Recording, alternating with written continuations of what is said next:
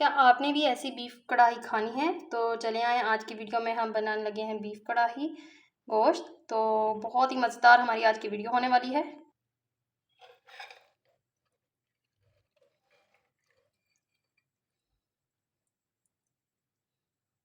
बिल्कुल रेडी हो चुका है यहाँ पर गोश्त। प्याज को अच्छे तरीके से ब्राउन कर लेना है। यहाँ पर आप देख सकते हैं प्याज बिल्कुल अच्छे तरीके से ब्राउन हो चुका है। और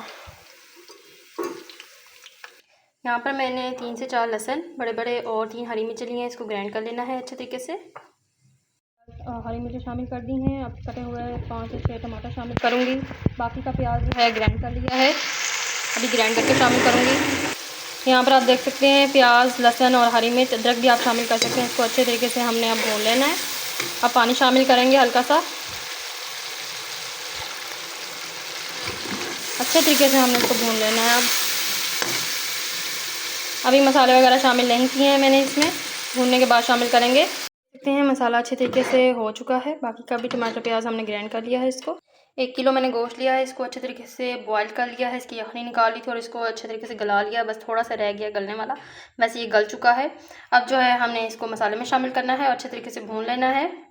यहाँ पर मसालों में मैंने 1.5 चम्मच नमक लिया है, हल्दी ली है, आधा चम्मच काली मिर्च और गरम मसाला, ये हम शामिल करेंगे पकते हुए गोश्त में हम शामिल करेंगे।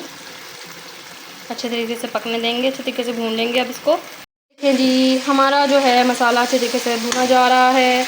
और अब हमने क्या करना है, इसके अंदर थोड़ा सा पानी डाल देना है, क्योंकि मसाले को भी 2 दफ़ा भूनेंगे और बहुत ही मज़ेदार हमारा भुना हुआ गोश्त तैयार हो जाएगा। पानी नहीं डाला है, 1 गिलास जितना पानी डाला है, ताकि अच्छे तरीके से गोश्त में जो हल्का सा कच्चा कच्चा है वो पक जाए।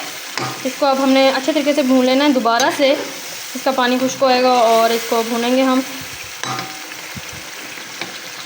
हमारा रेडी हो चुका है, बिल्कुल कढ़ाई गोश्त जैसी स्मेल आ रही है, खुशबू आ रही है, बहुत ही मज़ेदार।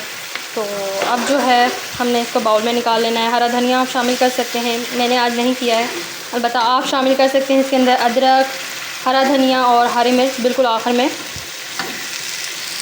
अब सर्व करने के लिए रेडी है।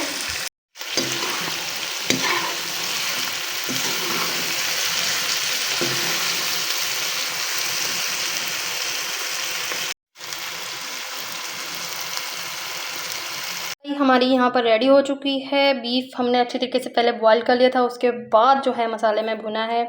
बहुत ही टेस्टी, बाज़ार जैसी, रेस्टोरेंट जैसी आपकी तैयार हुई है। तो अब आप घर में बना सकते हैं इसको बिल्कुल इसी तरह मसालों के साथ। बहुत ही ज़्यादा टेस्टी बनी है। तो रेसिपी अच्छी लगी हो तो शेयर ज़रूर कीजिएगा फ्रेंड्स के साथ। चैनल पर न्यू है तो चैनल को सब्सक्राइब कीजिएगा। अल्लाह हाफिज़।